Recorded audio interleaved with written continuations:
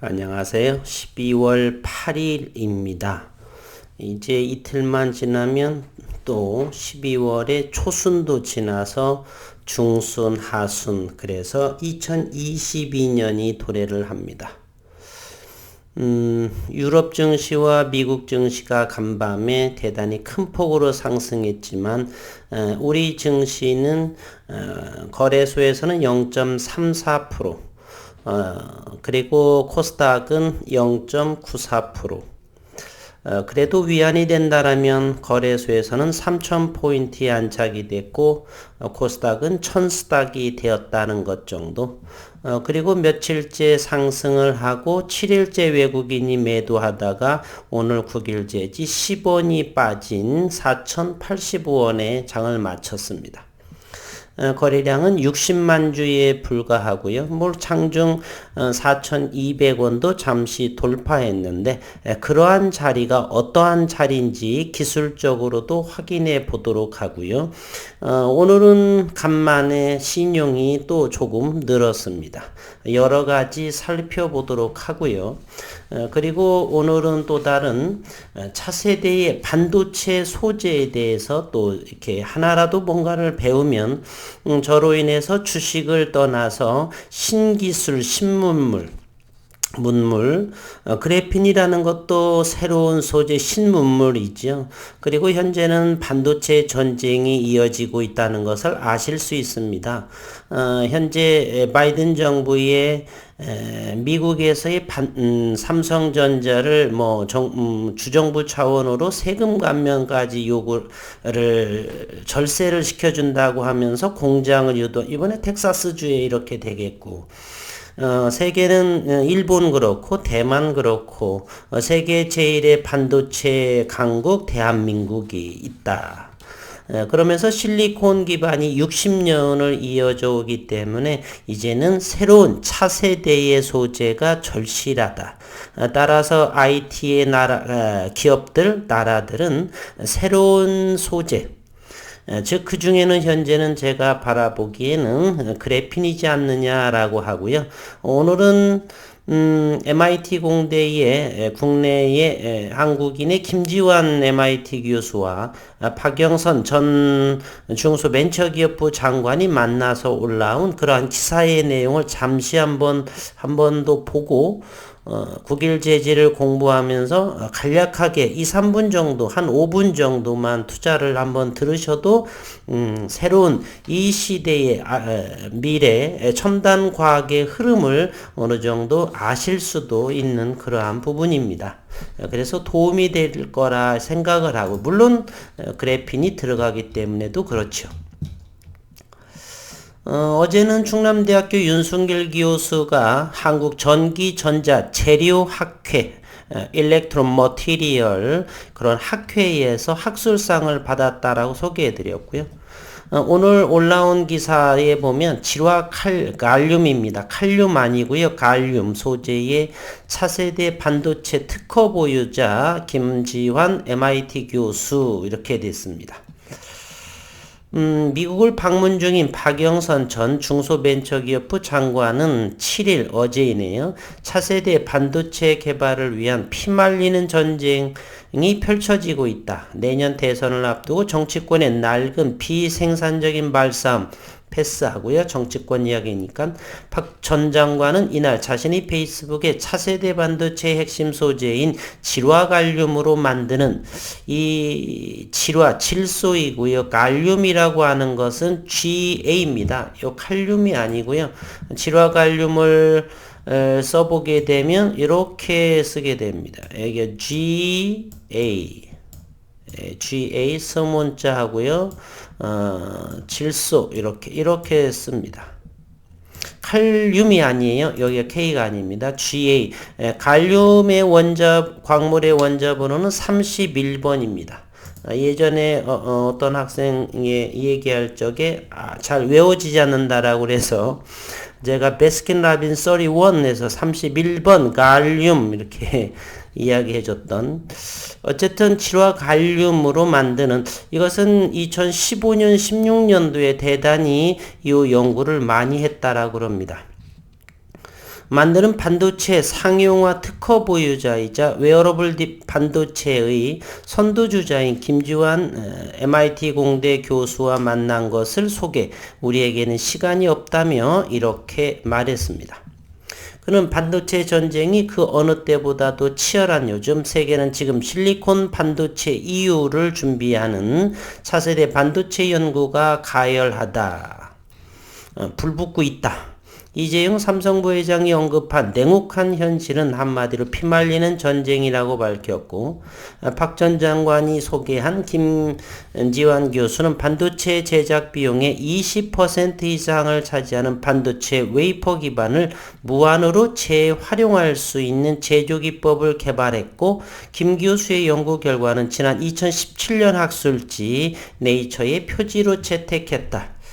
MIT 공대 교수다 뭐 이렇게 해서 대단한 것 같지만 미국보다는 우리나라의 반도체 소재라든지 반도체가 훨씬 앞서 있습니다. 그리고 이때만 하더라도 대면적 그래핀이라든지, 그리고 대면적 그래핀은 이 반도체의 소재로 사용하기 위해서는 밴드갭이라는 게 필요해요. 밴드갭, 전자가 이렇게 지속적으로 흘러가야 되는데, 우리는 스위치처럼 껐다 켰다 전원을 흐르게 할 수 있고 꺼지게도 할 수 있어야 되는데, 이 그래핀은 전부 다 전자를 너무 잘 흘러서 탈이에요.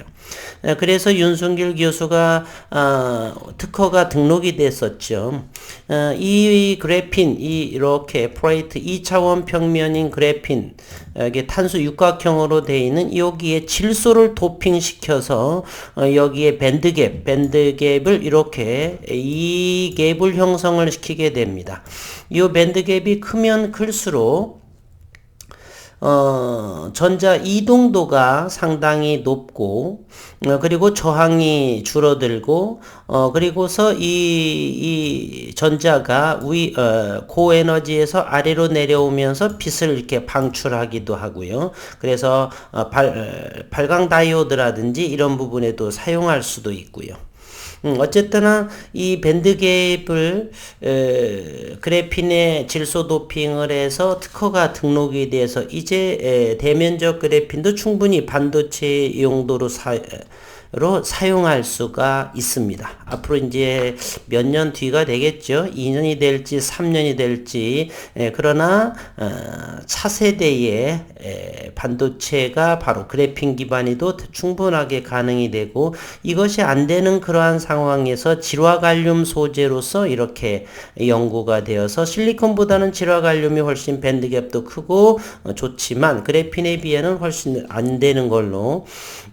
그리고 대면적의 그래핀은 대한민국이 세계 유일의 최고 수준이라고 하는 것은 반도체의 나라이기 때문에 그러한 R&D를 많이 진행을 해서 현재는 그러한 실정이죠.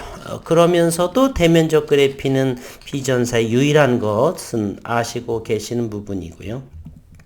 어쨌든 현재 대면적의 그래핀이 2차 전지라든지 반도체만 이렇게 가져오더라도 매출은 상상 그 이상에 맡기겠습니다. 앞으로 현재는 이제 내년도는 올해는 20일 정도를 지나고 내년도 2022년도는 점차적으로 시간이 다가오고 있다. 그리고 내년 2월 3월 중에는 장비에 대한 비전사 방식의 장비에 대한 특허도 등록 완료가 되는 그러한 시기가 점차로 다가오고 있다는 것을 일단 말씀을 드려봅니다. 오늘은 이게 잘 안 됐네. 오늘은 질화갈륨의 소재로서 차세대 반도체 소재를 준비하고 있는 각 연구자들, 이렇게 오늘은 MIT의 김지환 교수가 질화갈륨 소재로 이런 특허 보유를 가지고 있네요. 그러나 이것이 차세대의 반도체 소재로 그래핀과의 비교를 해서 사용이 될 건가는 조금 더 연구를 해봐야 되는 상황이고요. 오늘 이제 본론으로 와서 국일 재지는 오늘 10원 정도 최근에 며칠간 지속적으로 상승을 했네요. 오늘 10원이 빠져 있고 외국인은 7일째 매수를 하다가 오늘 매도를 보여주었고 오늘은 60만 주 거래량 공매도부터 살펴보겠습니다. 공매도 14,000주가 이렇게 나왔네요. 14,139주 어제는 4자릿수의 공매도 잔고를 보여주었고 오늘 대차를 한번 보겠습니다. 29만 6천 주를 또 상환이 됐네요. 대차 잔고는 1324만 주에 해당이 됩니다. 대차는 없고요. 신용이 3.41%, 신용은 42,226주로 이렇게 늘어났습니다. 새롭게 신용이 들어온 물량은 69,900주가 들어왔고 상환은 27,600주. 주가가 오르다 보니까 이제 시작이려나 하면서 다시 신용을 늘린 형국이라고 볼 수가 있죠. 요 아래에서는 신용을 다 큰 물량으로 전부 다가 매도를 하고요. 적은 수량으로 또 조금 높은 데서 샀습니다. 그리고 현재 시가총액은 5,200억 원에 해당을 하고 그리고 21선과 15일선 21선의 딱 종가에 맞춘 그러한 모습을 보여주고 있습니다. 현재 외국인은 46,000주 원을 매도한 것으로 봐서 2.98% 3%대의 아래 그리고 380만 주에 해당하는 물량을 보유하고 있습니다. 공매도 잔고도 한번 살펴보도록 하겠습니다.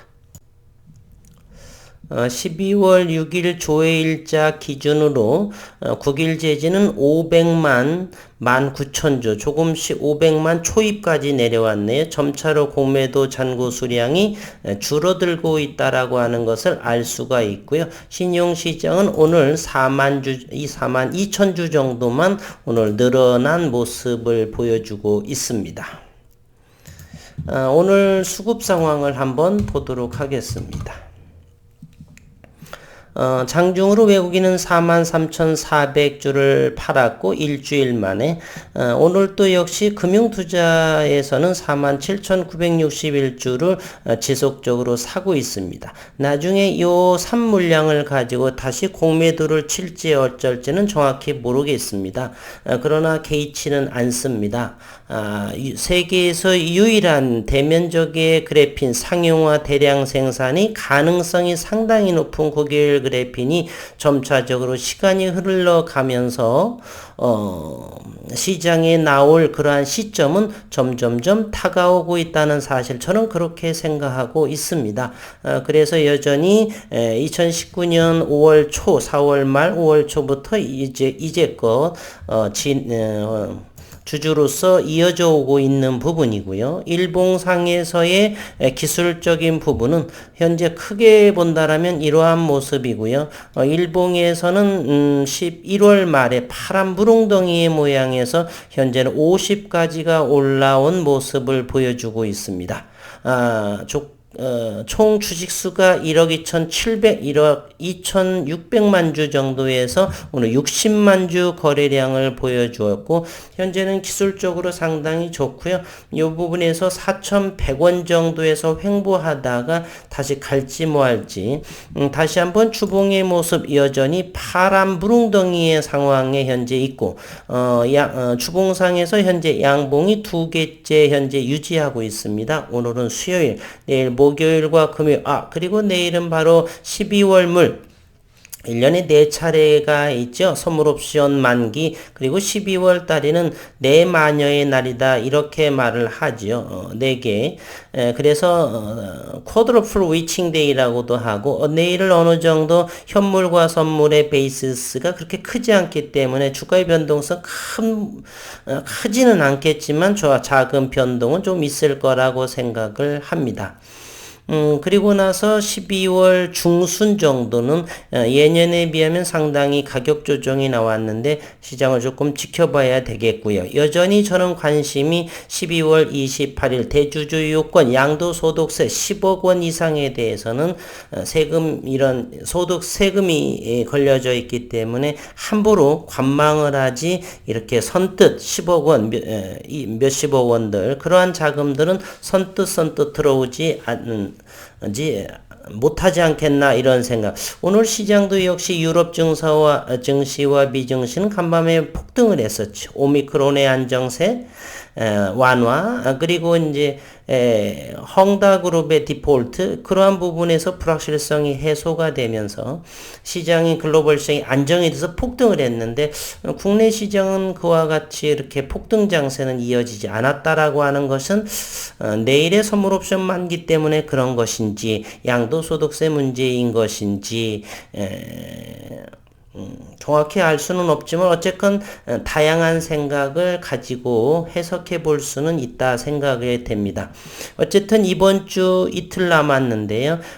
주봉상에서 양봉이 나오게 되면 확연하게 이 모습 하락을 할 때하고는 달라지는 모습 시기는 점점 다가올 것이고 105억 원에 대한 그런 출자의 문제도 뭐 자율공시겠지만 공시로 나오지 않을까 하는 이번 주 아니면 다음 주 뭐 여러 가지 그러한 모습의 일봉의 주봉의 모습을 하고 있고요. 월봉도 역시 가장 바닥권에 위치하고 있는 그런 월봉의 모습이다라는 것 이제 분봉으로 오늘 시장을 확인해 보도록 하겠습니다. 오늘 종가는 4,085원에 해당을 하고요.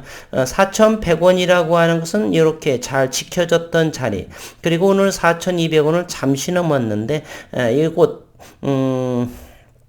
11월 달을만 하더라도 4,200원이 한 번, 두 번, 세 번, 네 번에 걸쳐서 돌파하기 어려웠던 자리, 즉 단기 저항선의 역할을 하죠. 그리고 이 60만 주 거래량으로서는 이렇게 한꺼번에 100원, 200원씩 뚝뚝 이렇게 돌파하기 어렵습니다.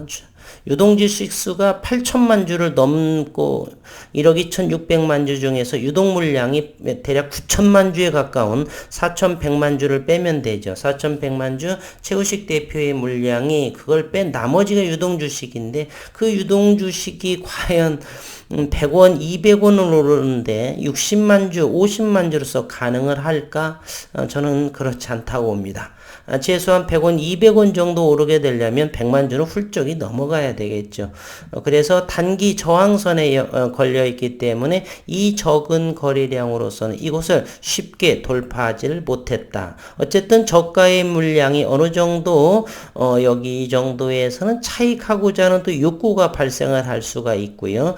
그래서 자연스러운 그러한 매물 출회로 오늘 10원 정도 빠졌다라고 볼 수가 저는 그렇게 해석하고 싶습니다. 이제 저는 다른 것보다는 새로운 소재의 시대는 점차 다가오리라고 보고요. 그리고 점차로 그 시기는 빨라진다라고 보고 그러면 조금만 저는 그래서 어제도 그랬지만 내년도에는 이제 세로야우스 저희 식구님들의 시대가 서서히 도래하지 않나. 그리고서 어느 정도는 2023년 이후는 이제는 큰 성장 어느 정도의 상승을 하고 나서 다른 곳으로 갈아탈 수도 있고 아니면 계속해서 홀딩해 나갈 수도 있고 저는 그래서 지난해 6월 중순점에 유튜브라고 하는 것을 난생 처음으로 유튜브도 그 전까지만 해도 좀 뭐라고 하는 입장이었었는데 제가 어떻게 하다 보니까 지난해부터 해서 목표를 내년 2년 3년을 목표로 하기 때문에 내년 2022년이 무척이나 기다려지고 설레이기도 합니다. 오늘도 어려운 장 수고 많으셨습니다.